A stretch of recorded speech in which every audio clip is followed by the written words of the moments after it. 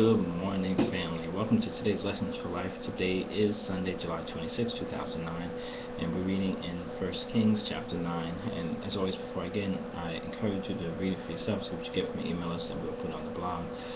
But we see in this chapter that the Lord is responding to Solomon's prayer regarding the temple, and he says that he's going to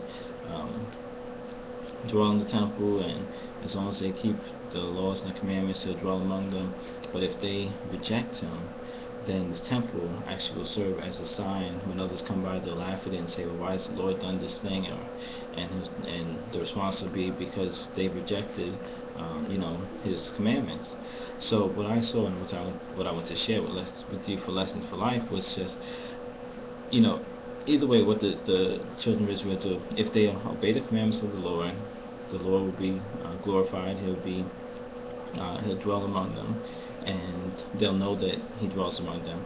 And even if he doesn't, even if they don't keep the commandments, then what happens? They still, the temple will still serve as a testimony of their disobedience and why the Lord allowed them to even suffer defeat or go through whatever trials that they will go through.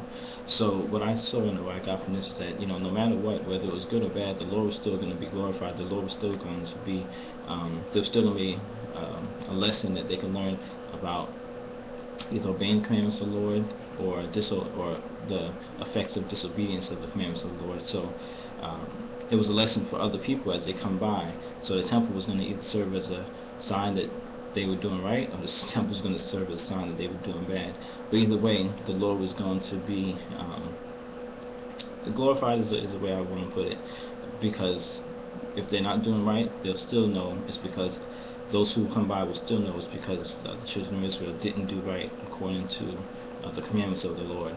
So that's one thing I wanted to share, that regardless of what the children of Israel did, whether it was right or wrong, the Lord was still going to get his point across to those who came by and saw the temple. They would see that they would even do it right, like I said before, or that they were doing wrong.